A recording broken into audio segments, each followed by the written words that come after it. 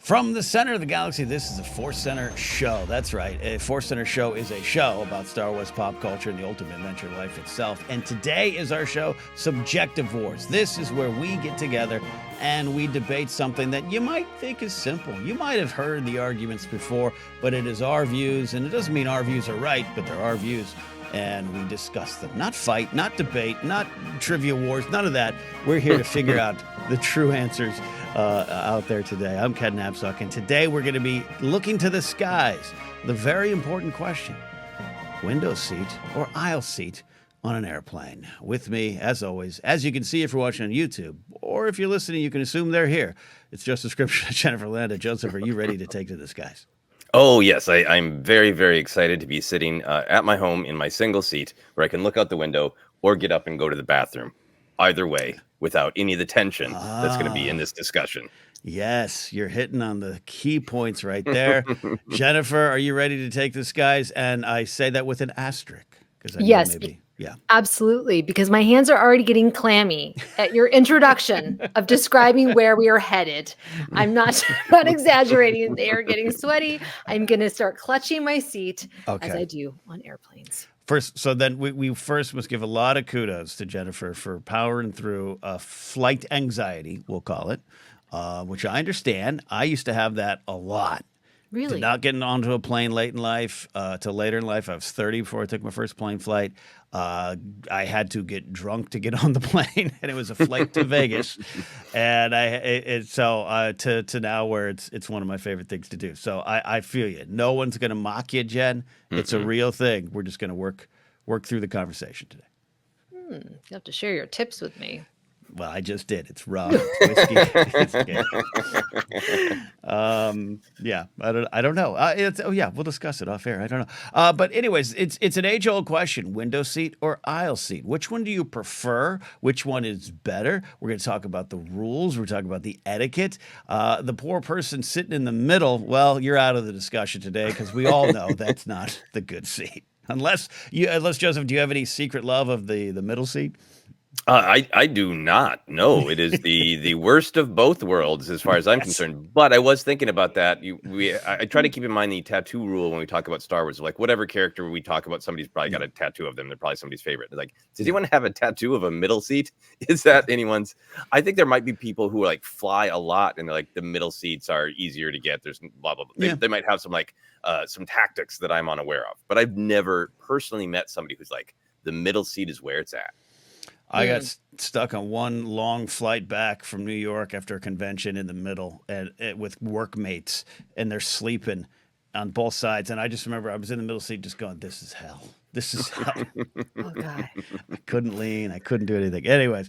Easier to get to the bathroom, I guess, but yeah. A little bit. All right, so let's start the bidding off. We always like to say, hey, where are we coming from? Joseph, you say, hey, what are our biases about seats?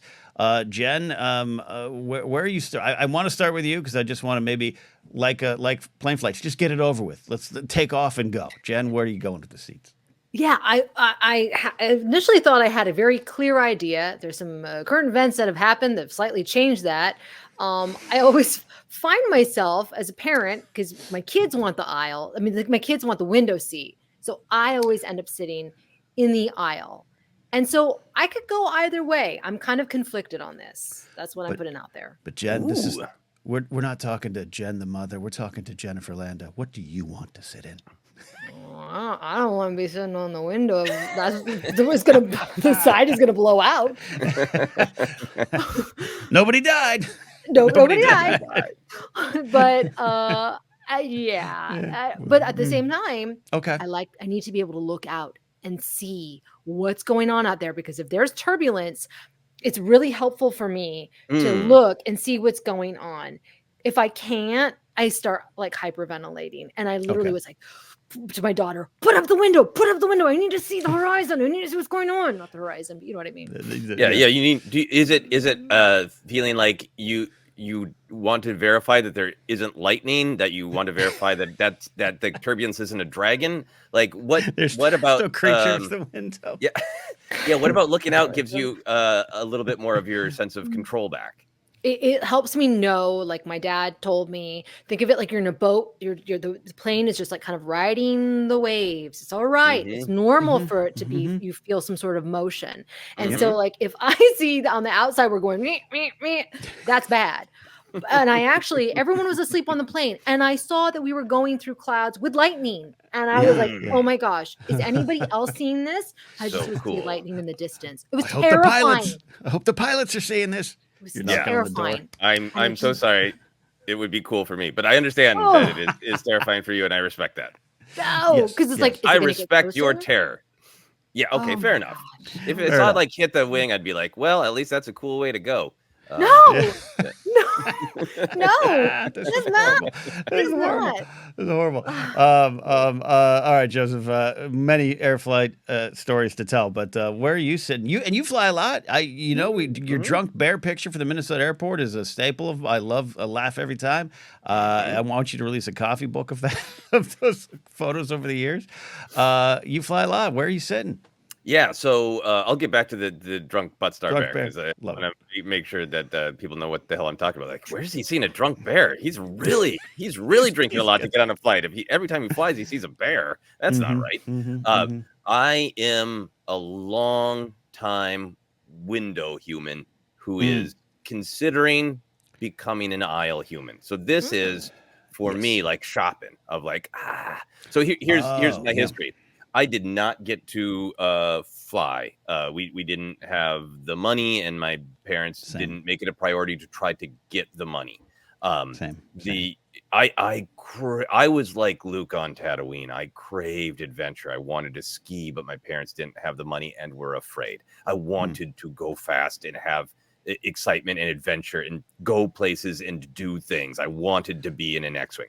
So eventually, when I was 19 or 20, my mom wanted to visit her mother, my grandmother, who had moved to Texas, to the most southern part of Texas. And we took a Greyhound bus for like, I think $69 each, which nowadays they'd never do it for $69 just for the unfortunate jokes.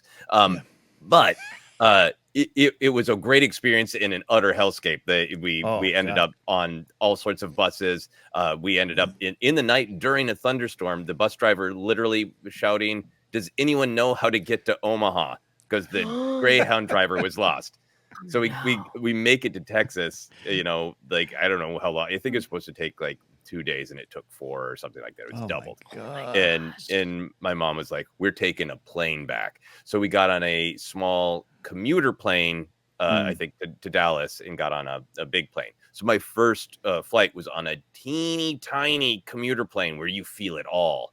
And Jennifer, I really relate, because there are times where you're in a situation where you just strap in and you have to go with it, where it's really upsetting for me because I can't stand the loss of control.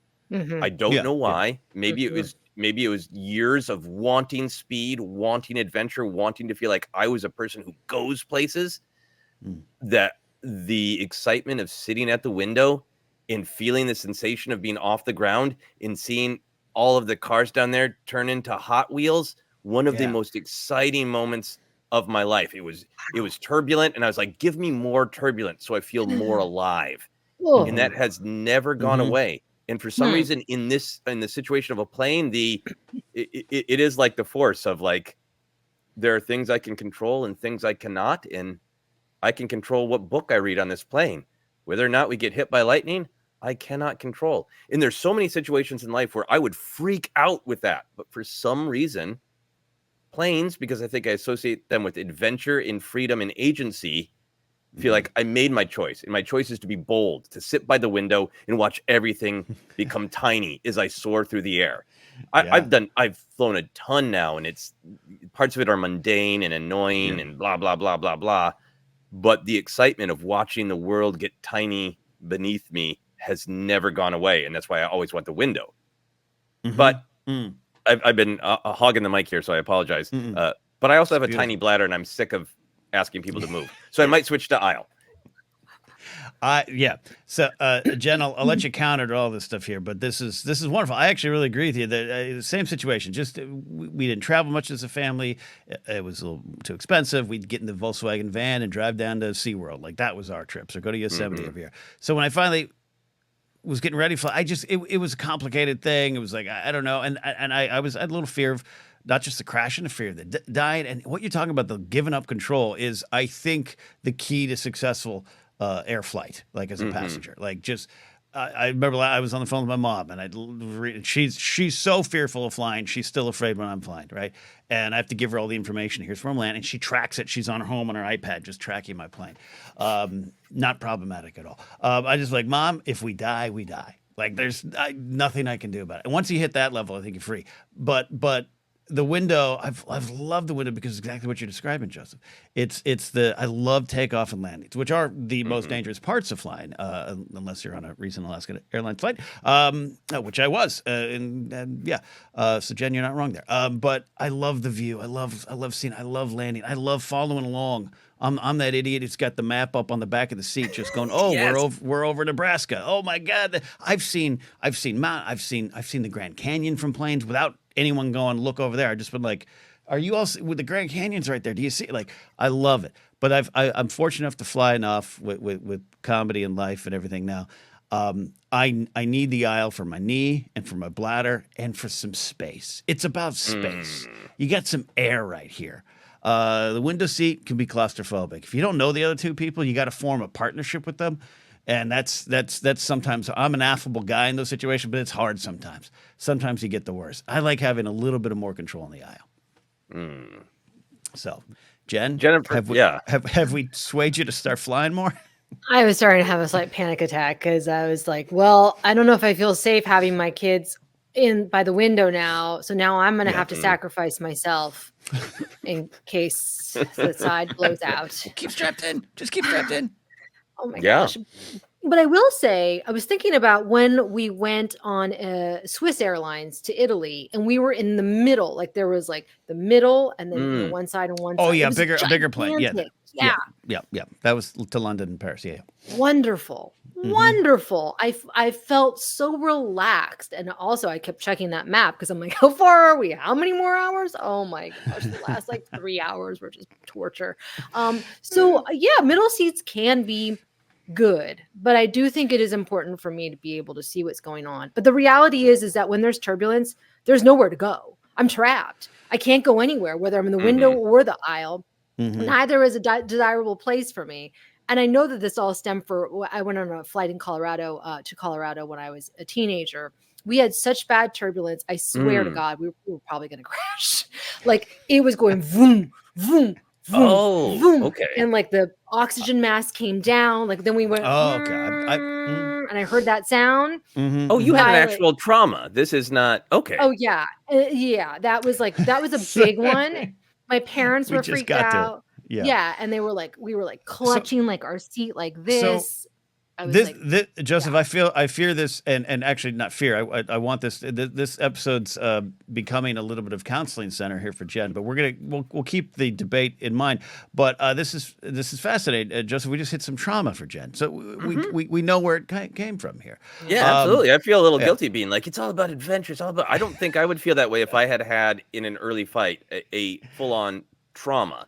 I haven't had that experience of feeling like, oh wow, this like because I remember the soap opera my mom watched when I was a kid. There was a plane crash on, and I remember like acting it out with some of my action figures and that, and really being frightened as a kid. And so I can relate to being sort of really frightened of it, and if I had an experience more like yours, I don't think I would be able to be as zen. Yeah. Think about all the people that have died in plane crashes. Aaliyah, Travis Barker, who nearly almost crashed. I mean, like Harrison Ford, John F. Kennedy Jr. and Carolyn Bessette. I remember these things, and then of course when I'm reading the New York Times and I see the thing about the side of the plane on Alaska Airlines blowing out, I'm like, well, that's it.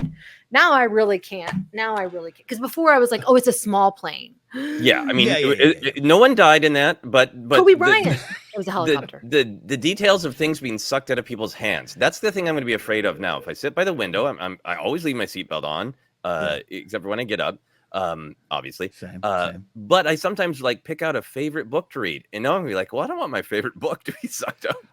Yeah. And one of the phones fell 16,000 feet and still works. Someone No. recovered. Someone Someone it. recovered it? Yeah, they recovered it and it works. It's crazy. Sign up whatever We need whatever case that was in should have a big ad campaign right now. We need a Pixar film about that phone's adventure. Yeah. The window might be better for turbulence, I think, in a lot of ways. I just went through I haven't had what you had, Jen. I have not had the masks come down because of turbulence. I always say you watch the flight attendants. If they're acting a little squirrely, then maybe you got something to worry about. Other than that, they're carrying around their normal day. Back from to New York the last time in October, such bad turbulence, the flight attendants had to sit down in the aisle where they were. They found seats and they sat down.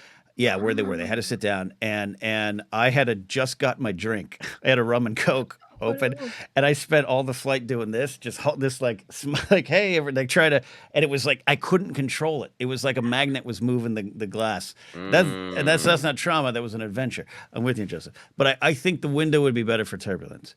I think I'll make a point there. But I think aisle is where you grow into. You grow into aisle. That's what I think. I need your help. Go ahead. Sorry. No, I think like even your kids, Jen, 20 years from now, they're gonna be like, "Oh, I'm an aisle person. I used to be window with my mom, but now I'm aisle." You get more room, more leg room for sure. Yes. Especially if I'm next to strangers. And my husband and I usually are on the aisle, so it's like the kids are here, my husband's over here, I'm on the aisle. Easy to take the kids to the bathroom when they were babies, walking the aisle, which was horrible. It's like torture. It's torture when you have a crying baby and you're that close. And there's nothing you can do and nowhere you can go for 5 hours. I cannot tell you.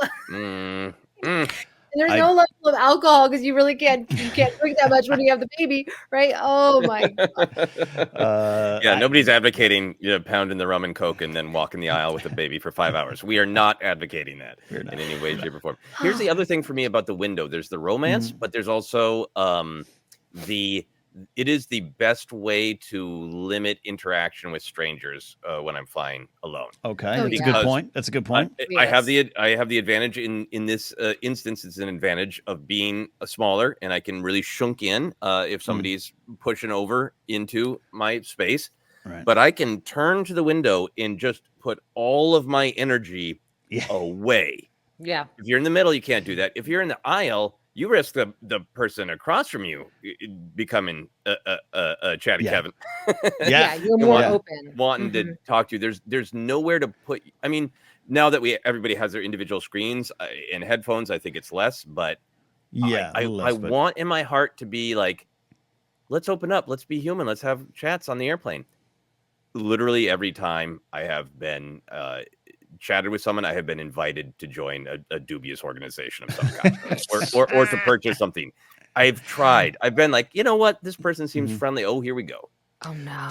Do you this is this is fascinating. Do you have, I'm with you. I agree. The window's great for that. But is there a point where the conversation shuts off? Is there, because I experienced this one time on a flight, I think to DC, where we sat down. It was as a young lady. We sat down. We were chit chatting, and we hoped there was an empty seat between us. We kind of both hoped, maybe we'll get no one. And I was like, "You have a jacket. I have a jacket. We're having a great time." The plane started to take off, and she literally went, "Okay, that was fun." Like literally, and put her headphones on. Like that was it. We didn't talk till we landed, and I thought that was perfect. That's the cutoff. We agree. There's a social agreement here.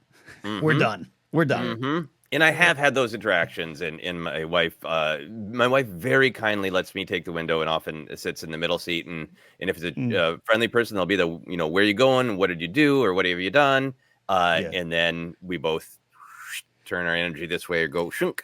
And it's worked out. But anytime I've been like, yep, headphones off, this person clearly wants a long conversation, it has been, I got a mark trapped on this plane. So I fear that in the aisle because of my bad experiences. Okay, so that's a negative for the aisle. You got great points on the window being your own domain, your own kind of city. Aisle 2, you get first shot. Usually, if I sit with Grace, I'll make sure she gets first shot. But if I'm aisle, they offer me the drink and food first. I put my order in, and if the snack box is empty by the time it gets to the window, I can't do anything about it. Life is spoken. Fate has. We look, give if up you control really, of the sky and the snack box. if someone at the window seat was like, I really wanted that charcuterie board on the plane, I'd be like, all right, you can take mine. It's the last one. But For I $14. don't wait to find out. I take it first. So Yeah. food, drink first. Anything, is that a good point for either of you? Jen? No. I'm going back to the aisle. I mean, the window, because I can, like, if it's a long flight, I can kind of like, set my head on the side. Although now I won't be able to do that. I'll have that terrible fear. You're just going to lose the pillow. I just always keep my seatbelt on. My kids take it off. Always keep it on. That's not going to happen anymore. Although I don't want to tell them about this terrible thing. I think the window. Yeah, I can shut myself off from the world. I don't care about the food and beverages as much. I'm good. I'm good. I don't want to talk to anyone. Although I never fly alone anymore. So I don't know what that feels like. That's true. Yeah, sometimes you might not want to talk to your kids. That's fair. You just mommy's in the window seat. You talk to the flight attendant. Mommy's in the clouds now. Leave me alone. Okay. All right. So Jen's holding strong on window for some very good reasons. Joseph, you came in waffling. We've gone to a lot of deep discussions about the philosophies of flying and how to survive turbulence. Where are you at right now? Window still calling? You get a siren song in the window? Window is still calling me because I did try aisle because I had to because a flight was sold out. I'm like, all right, aisle's what's available. I'll do aisle. And at first it was like, this is heaven. I miss seeing the plane take off, but I don't have to worry about annoying two other human beings if I have to pee. And then as the flight went on, it's like, this is magic now. I don't have to use the bathroom at all. And then it suddenly hit me like, wait. Now I might have to get up 8 times for people like me who have small bladders. And then the tension came back. I was like, my whole life was like, aisle is total freedom. You don't have to worry about anything. And then I realized, other humans besides you in the world have small bladders and might need to get up. And I ended up getting up twice for other people. So then I was like, is that really the greatest draw of the aisle? Because when I do the window, what I do is, unless it's an emergency, I just wait for. Usually I'm on a long enough flight that the other people get up and they're like, when they are already up, this is a team effort now. Team effort. that team everybody P. gets up. Yeah. Team P.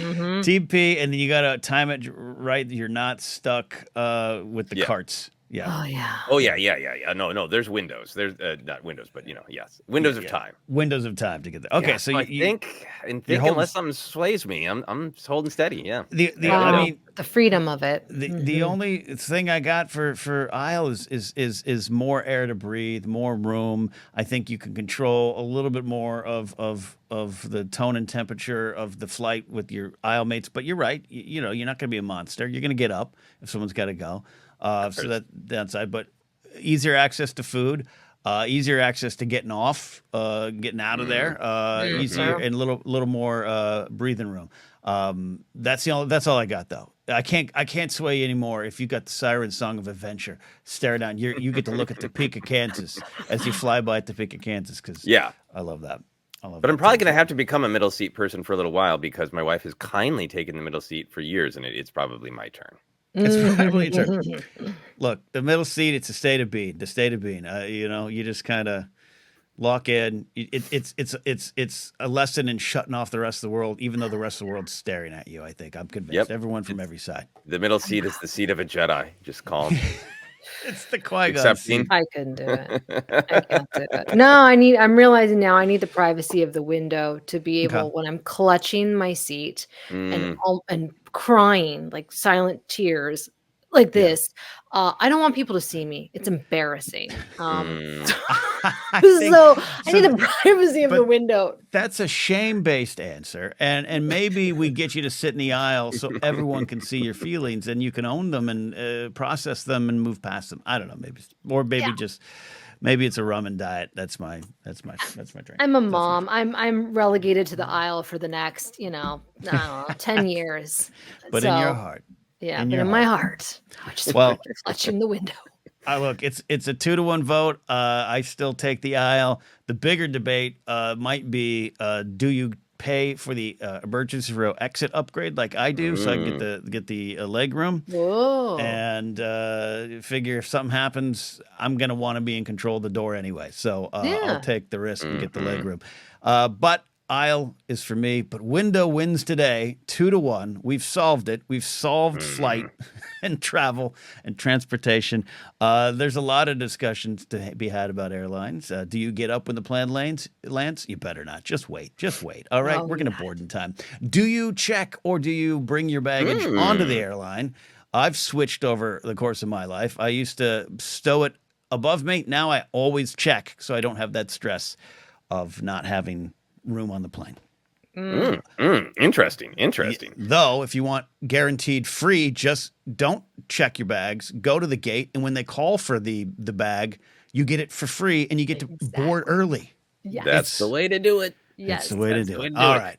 More discussions to be had. I think this is a bit of fun look at this. We love discussing Star Wars. We love discussing Real World, and more of the subjective wars are on the way.